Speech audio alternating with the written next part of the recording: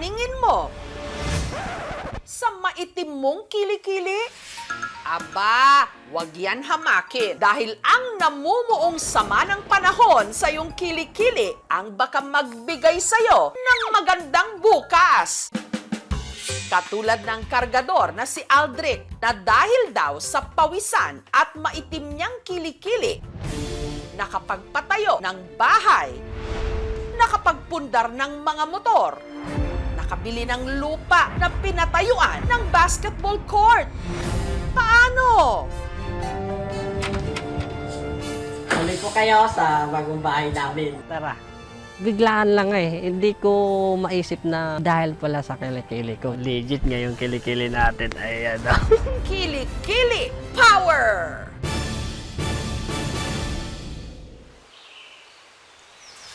Para may ipantustos sa naiwan niyang pamilya sa Bicol, si Aldrich nag-sideline sa construction.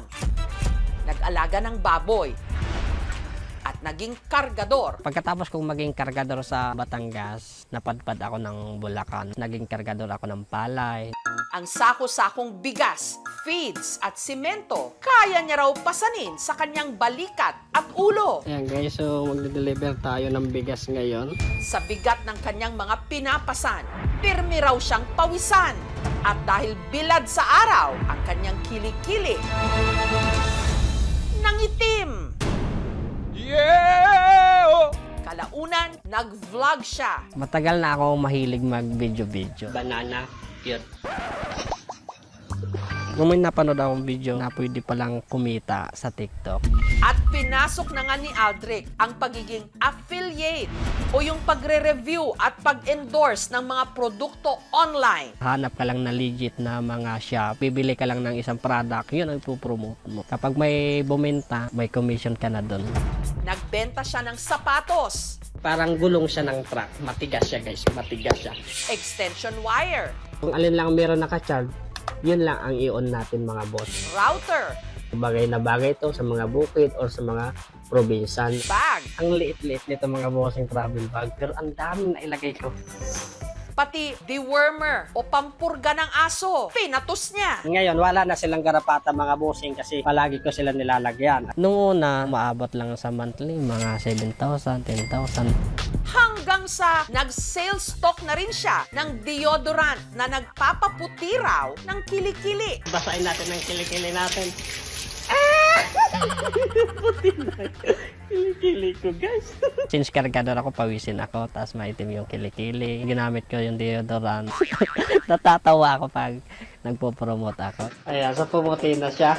Sa kanyang kakademo, kapansin-pansin daw na ang kanyang leki-leki pumuti. Sa totoo lang, mas maputi pa yung kilikili ko sa mukha ko, sa kasaliin.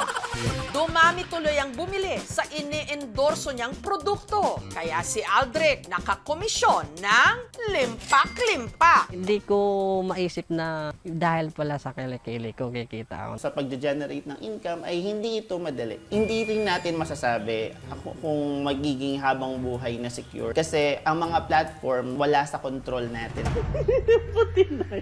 Kilikili ko guys. Pero bago pa lumiwanag ang kanyang kilikili at buhay, naging madilim daw muna ang mga naunang kabanata. Si Aldrich, sa kubong ito sa Naga City nakatira noon, pangatlo sa 7 magkakapatid. Buhay namin noon, sobrang hirap. Si mama sa si papa, nagtitinda lang sila. Minsan, inuulam namin asin. Ito yung kinalakihan namin bahay. Ayan, nung tagpi-tagpi pa siya, butas-butas yung dingding. Medyo bulok ng mga kawayan. Pag bumabagyo or malakas yung ulan, pumapasok yung tubig dito sa loob ng bahay namin. So ito naman yung pinaka-main na kwarto namin. Mahirap kasi siyempre, siksikan. Dito sa mama minsan natutulog sa lupa, nilalagyan lang karton or banig. Si Papa Onding, namatay siya noong 2012 dahil sa sakit ng kidney. Nangako ako sa kanya, sabi ko pa, ako na lang bahala sa mga kapatid ko. Gagawin ko ang lahat para makatapos sa pag-aaral sila. Lumuha na lang siya, hindi na siya sumagot. Tapos mga ilang oras, nawala na siya.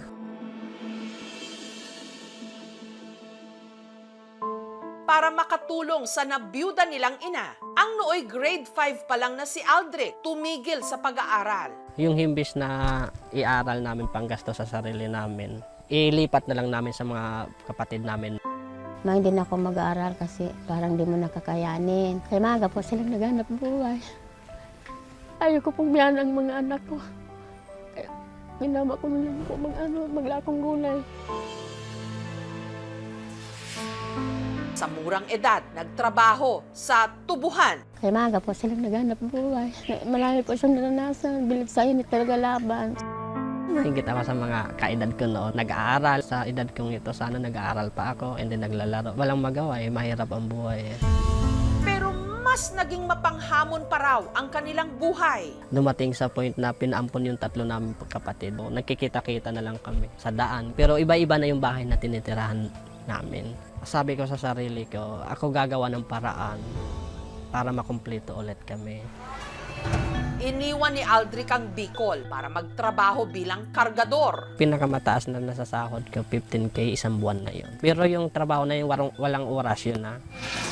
Tumira ako doon sa barracks na mag-isa lang. Katabi ko yung aso ko matulog. Siya na lang yung kakwentuhan ko. Mahirap mag-isa sa malayong lugar. Kapag nagkakasakit ka, walang mag-aalaga sa iyo. Minsan naiiyak ako kasi birthday mo, wala kang kasama, diba? Nung nag-alala ako, ang nanay talaga hindi kayang tiisin ang anak.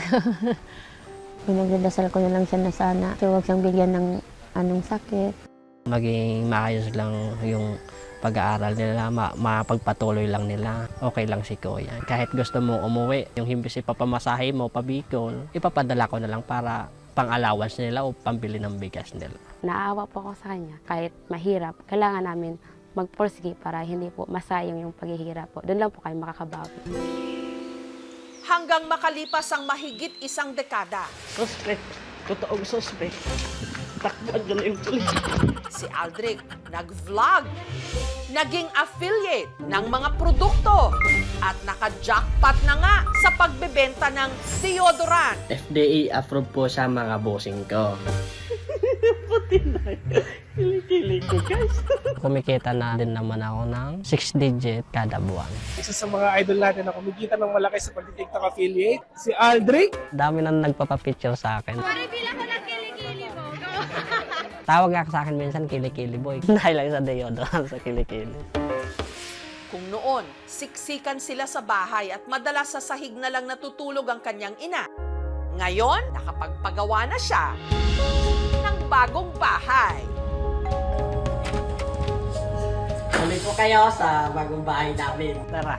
Itong bahay namin guys, hindi pa to tapos. So ito yung CR namin na dati parang kasing laki na ng kalahati ng bahay namin na matutulugan. So dati guys, wala kaming kuryente. Ngayon, may mga ilaw na kami bumbilya. Malayo pa, pero malayo na.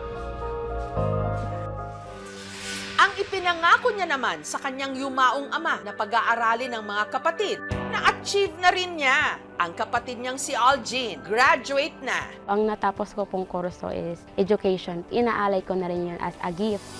May 3 pa akong pag-aaralin ngayon. Sana makapagtapos silang lahat. Naisip ko yung mga nakaraan. Iba yung nakaraan sa ngayon. Bumili rin si Aldrich ng lupa na pinatayuan ng basketball court at iniregalo niya sa kanyang mga kabarangay. Natutuwa ako kapag nakikita ko yung mga bata, ayan, naglalaro. Kasi hindi ko naranasan yun. Maghapon ako sa bilad ng araw para magtrabaho. Pangarap ko talaga yung dumating yung kaarawan ko na buo kami. Ngayon yung nakaraan na birthday, May 11. Nag-celebrate ako. Wala, nasa Pampanga mag-isa lang. Pinangarap ko yung mga kapatid ko, makumpleto ko ulit. Tapos tumira kami sa isang simpleng bahay, pero buo kami magkakasama. At para maisakatuparan ang birthday wish ni Aldrich itong Huwebes, nagsama-sama ang kanyang mga kapatid para sa kanyang belated birthday celebration.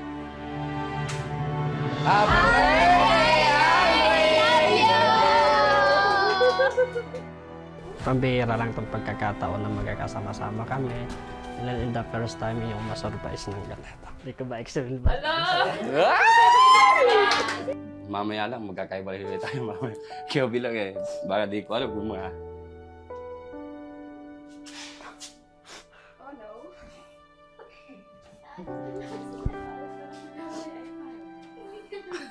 Iiyak na yan. Iiyak na. Busy naman ako sa trabaho. Baka di ko naman ulit na kabanding yung pamilya natin. Sana mag-ingat ka palagi. Happy birthday ulit, Tol. Thank you, Kuya, kasi paunti-unti umaayaw na yung panahon sa akin. Thank you, Kuya. Ano? Sigurado ako na ubuhay lang si Papa. Proud na proud siya sa iyo. Alam mo naman si Papa na sabi niya dati na abo niyang iparanas yung buhay na naranasan niya to. So, salamat dahil sa iyo, digit-digit na tutupad yun. So, salamat, Kuya.